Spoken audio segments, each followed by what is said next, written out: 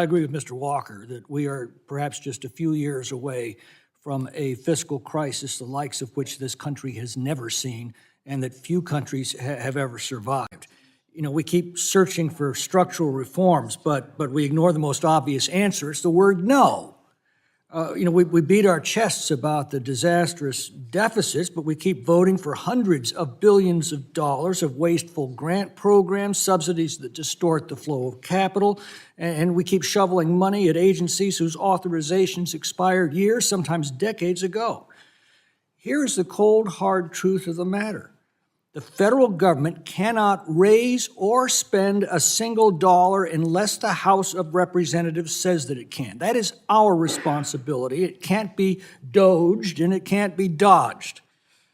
What I find supremely frustrating is that we have right now the ideal tools within our possession to bring our spending in line with our revenues, the budget resolution and the accompanying Reconciliation Act.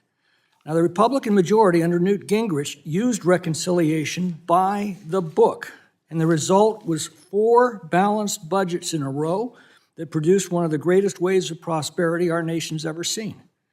The Republican majority under Paul Ryan, on the other hand, squandered this authority to chase shiny political objects, repealing Obamacare, then tax reform, and because of the fiscal constraints of reconciliation, Obamacare ended up in this mangled mess that collapsed in the Senate, and the tax cuts had to be made temporary. And we seem to be poised to repeat the same mistakes that got us here, and that would be an immense national tragedy. Instead, we busy ourselves proposing long-term structural reforms. Well, this is akin to an emergency room physician treating a heart attack victim by lecturing him on the virtues of a long-term diet and exercise program. That's only going to matter once you've stopped the heart attack. I believe in a balanced budget amendment. I believe in an amendment giving the president line item veto authority. But I doubt that they can come in time to save our country from insolvency. We can and must do that this year.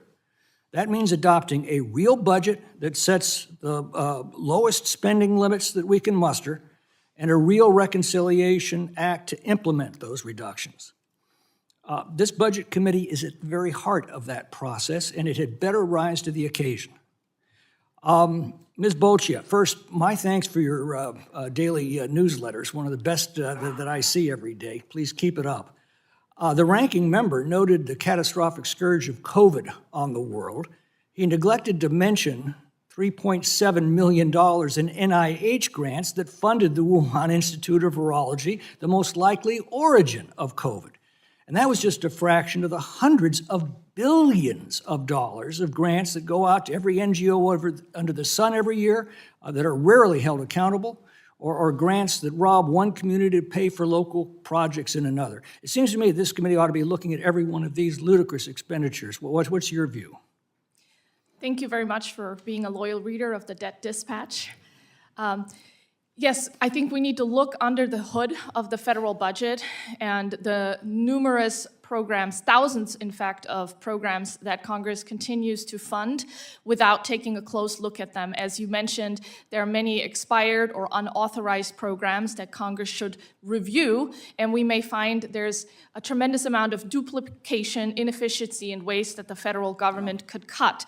And I thank you for bringing to light particular examples of this, but I also need to highlight that just addressing the discretionary spending and those grant programs is not going to stabilize our spending trajectory or stabilize the debt, since it's primarily driven by healthcare costs, interest on the debt, and particularly entitlement spending. Phil Graham's pointed out that 72% of our unobligated general revenues are going to entitlement spending.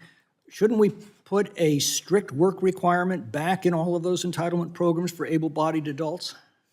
So work requirements can work for Medicaid, food stamps, and other means-tested benefits.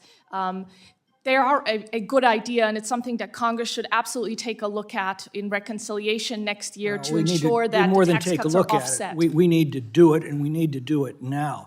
You mentioned all of the structural reforms and the unauthorized spending. Since 1836, the House rules prohibit any appropriation unless authorized by law. And yet we suspend that rule every year, and then we shovel $500 billion at these agencies whose authorizations expired years ago. Shouldn't we enforce that rule, that existing rule, and require an agency-by-agency review of these expired federal programs? Yes. Congress has suspended too many good rules, such as the pay-go rule, which I fear they may suspend again next year. I hope I'm wrong about this. As also, they have suspended the debt limit, which will return with a vengeance in January of 2025. And Congress should adopt a credible fiscal plan to stabilize our debt before raising the debt limit again. And certainly, they should not suspend it, which is basically a borrow as much as you need waiver and no limit.